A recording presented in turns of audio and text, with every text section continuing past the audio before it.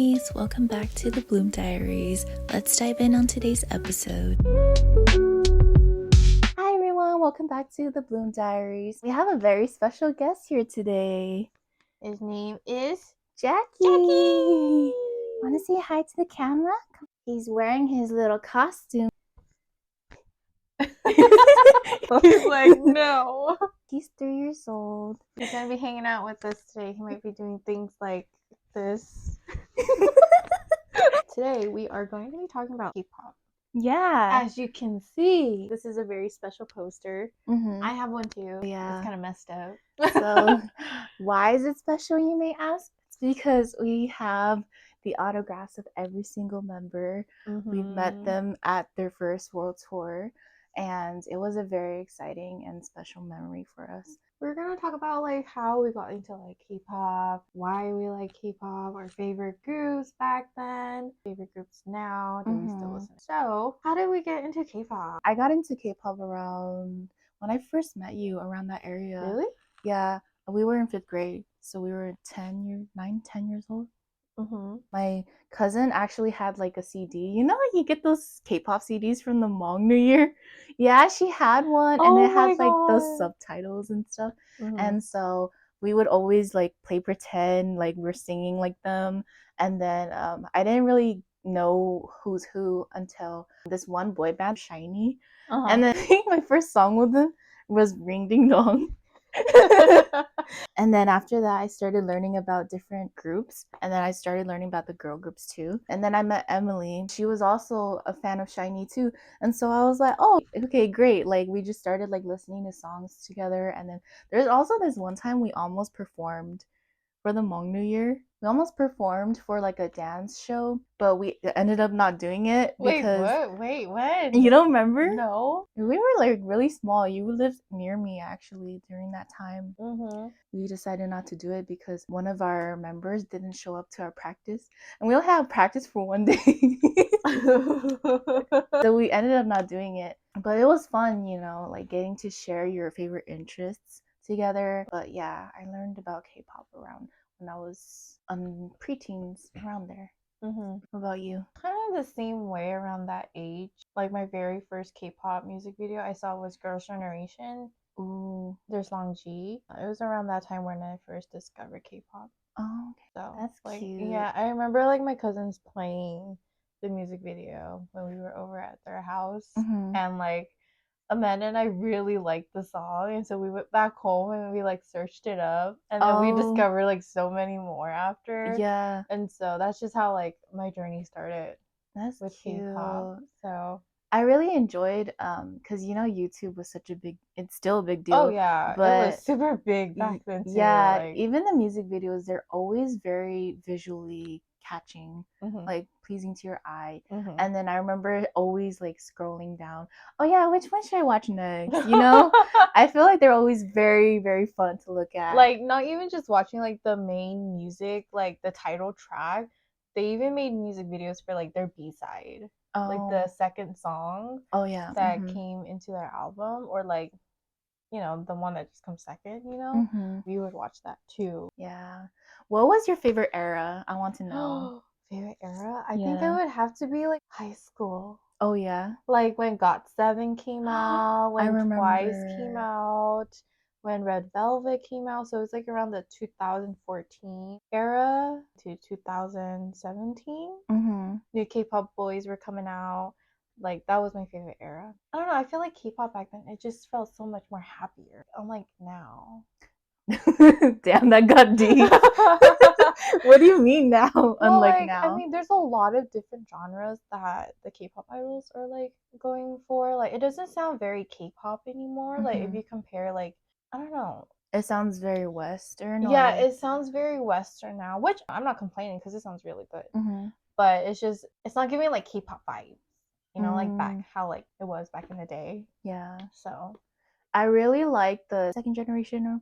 It was like when Big Bang, 21.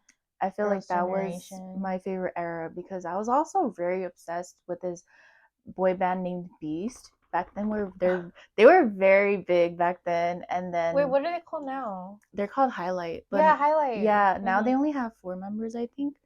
but they were one of my ultimates because they put so much effort into making sure that their fans feel happy. Their dance moves and their stages, they go all out. Like, not to say, like, I feel like this generation, they work very hard, but second generation, it really helped kind of define K-pop, and I really like that genre too because it sounds very like Korean pop. What's another group? B1A4. Oh, Boyfriend. Boyfriend. Oh my god. Boyfriend. Or C Clown. C Clown. Yeah. That's the one with the Taejun in it. Oh yeah, Taejun was. He got his autograph. Yeah, we got his autograph. He used to be in C Clown. His stage name was Maru back then. Maru. Yeah, that's cute. And he was in C Clown with Christian. He's a very big soloist now. Oh, Christian? Is it Christian? Oh, DPR Ian. DPR Ian, yeah. Wait, what do you mean? He was in there too? Yeah, he was in C Clown. Wait, what? Yeah, like, I didn't know. When they did their world tour, he met up with DPR Ian. Oh. Yeah, they're still very close, all of them. Wait, DPR Ian was in C Clown? Yeah. What the hell? Yeah, I didn't know. He was in C Clown. Dude, that's weird. Yeah. I gotta go back and look at their music videos now. I can't. Oh, like, I mean, I didn't know either until, like, I texted Amanda, like, oh my god, this, like, K-pop boyfriend is, like, coming to Sacramento. Like, do you want to go? She's like, nah, but, like, one of them used to be in C Clown. I was like, how do you know this? And she's like, yeah, he used to be in C Clown with, like, DPR Ian. I'm like, oh my god. And then so I texted you, and that's how we, like, went. But yeah, Maru or Taejun used to be in C Clown with DPR Ian. So. That's insane. Yeah. What were you talking about this before? I don't know. We kind of got like sidetracked. Yeah. But it's okay. Yeah, I kind of like it though. Yeah. We were talking about. Oh wait, what were your favorite groups? Because you said you liked the second generation, and then you said you liked Beast, but now they're Highlight. Oh yeah. And then were there any other groups that you liked that you really liked? I really like Sister. Sister's a big one. Yeah, Sister's really, really good. I'm so have you heard of Hyunwin's new song? What is it called? Wait.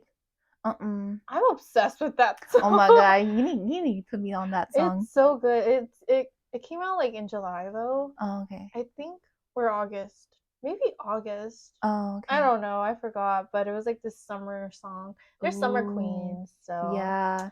I feel like they're very summery, fun girls to be with. Everyone always wait for like Sistar, and they never disappoint. Yeah, that also reminds me. Isn't 21 back together?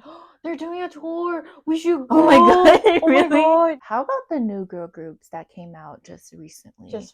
Like, how do you feel about that compared to back then? I don't know. I mean, they don't scream like, oh my god, like. You know, but like I really like New Jeans. I love them. I know they're going through a tough time right now. They have like some issues with their company and how they're like being treated and stuff like that. I know New Jeans is a very, very popular K-pop girl group. What makes them different from the groups from back then is I think they're very trendy. One of the reasons why they're super popular because they're like the current trend of Korea, very Y2K. They just all stand out. They're all very pretty. And their vocals are just so pretty as well. They're all good at dancing. They're like all-rounders. Everybody in the group. I think their concept and their theme is just very unique. And it just screams them. You know? Like they're their own they're their own style thing. Like, and if anyone, like if any other K-pop groups have something similar, people would immediately comment down below, like say, oh my god, they're copying New Jeans, blah, blah, blah. And I'm like, this theme has been like going on for so long, but it's gotten to the point where like it just reminds everybody of New Jeans because they do it so good. Like they just own that. Twice is not a new girl group. They're like the third generation girl group, but they're my favorite and they will always be. And they're very popular. I feel like the old girl groups and boy groups, they have to work very hard to kind of match the current trend right now, the trends and what's hot for their audience and their fans. Just because a lot of new girl groups and boy groups, they're coming out with these different concepts. The old ones, they still have to kind of prove themselves that they're still capable of doing these things. I think right now my favorite was Seraphim. I really like that. I really like their concept. aespa. Oh yeah. I really like their concept. It's very like techie.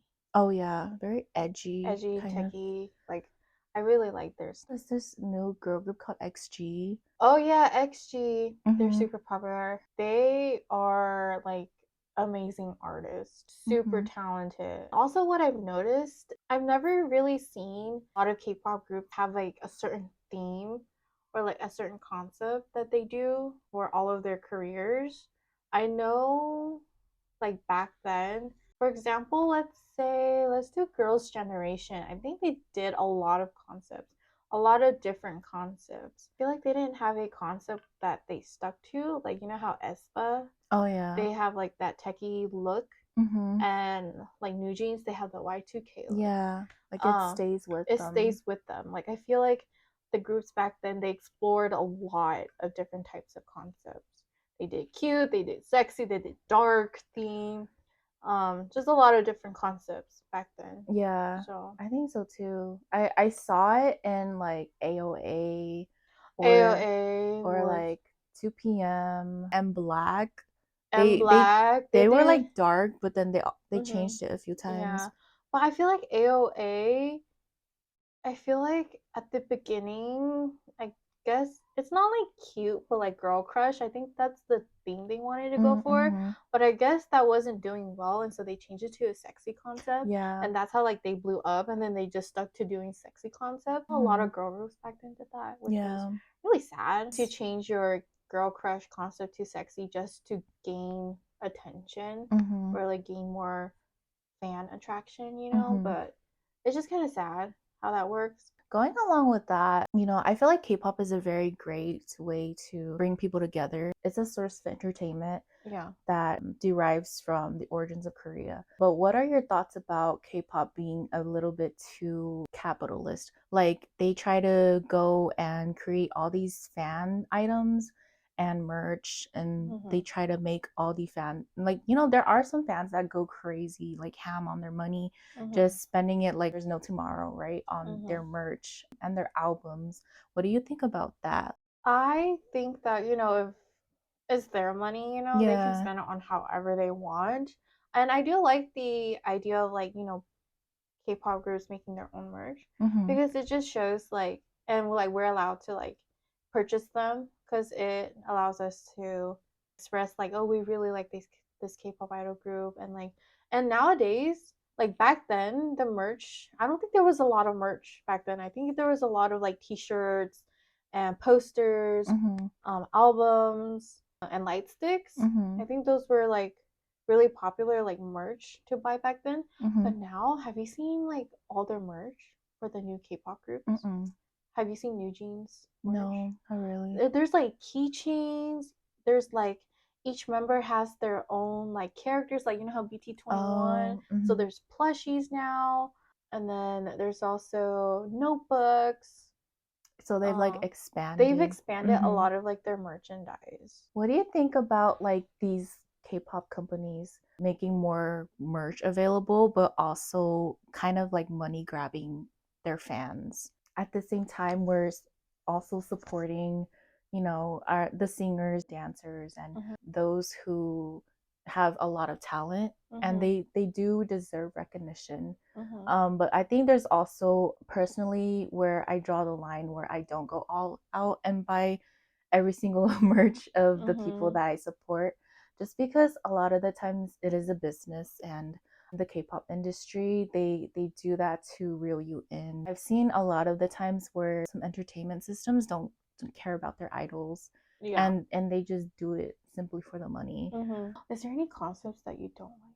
Maybe the sexy concept, because I know like that's to grab more attention and stuff like that. I feel like that's not really what K-pop is, and that's taking away the true meaning of why we start standing them in the first place. People are idolizing them for being sexual, and I feel like that's not how being a fan should be. Like, you should support them and know that they're human beings just like us. I do like all types of concept, but sometimes there's a lot like that goes on behind the scenes. Like I know back then a lot of groups are forced to do like certain types of concept. Like boy groups are forced to do like cute concepts when they're like 25. Also same with like girl groups, like they're 25, like, you know, they want to do a little bit more mature concepts, but they're like kind of like dressed in schoolgirl outfits. Yeah, which is like something they don't want to do, but something for the company, like to, you know, grab more attention. Also, with the contract that they sign with the company, they're kind of forced to do what the company says, depending on how much freedom that they get. Like, for example, with Blackpink, they didn't really have much freedom with expressing their song choices with songwriting. For example, Rosé, she only had 2 singles, and that was really sad to see. She knows what she wants to offer to the world. Do we see their music now after they left? Well, they're still, when they're Blackpink, they're still at YG. But when they're doing their solo activities, they're under their own company, which is so nice because their music right now is so good. Yeah, it's very refreshing to see that. It's just so nice to see like them releasing their own music and in their own style. Like it's just so different, and I love it. We love TAN. TAN is one of our favorite K-pop boy groups. They are very small, but they deserve to be known because they're so talented in person. Like, I remember seeing them for the first time. I was like, is this even real? It was my first K-pop concert. And even though it wasn't a big one, it was very special still. We got to meet them in person. No, like when they first came out and like we started recording and cheering, I'm like, oh my gosh, is this real? Yeah, their skin was so clear. Oh my god, they were like angels. So when you have a significant other and they're a very big fan of something, do you have any advice for someone who may be going through that? I think you guys should definitely discuss about it and try to see where your limits are for each person. I think the way to handle it is to just communicate and express your feelings, finding that middle ground, letting them understand. Yeah. So let's say your boyfriend or girlfriend is like obsessed with Twice. They love to buy all their merch and like have it display literally everywhere. And if your problem is the spending, you should let them know like, hey, you need to limit yourself. It's their own money. But if you guys are in a relationship, sharing money, like sharing, like paying for rent, bills and stuff like that, I think you guys should definitely discuss about that. Go over calculations, see how much they're allowed to spend, you know? And also let them know that I'm just looking out for you because we really need to work on like our money situation. Yeah. Because you can't just be spending all of it on all of this stuff. That's pretty much it. I hope you guys enjoyed today's episode about K-pop. Let us know what you want us to discuss about. Follow us on Spotify, Instagram, TikTok, and subscribe on YouTube. We'll see you next time. Bye, guys. Bye.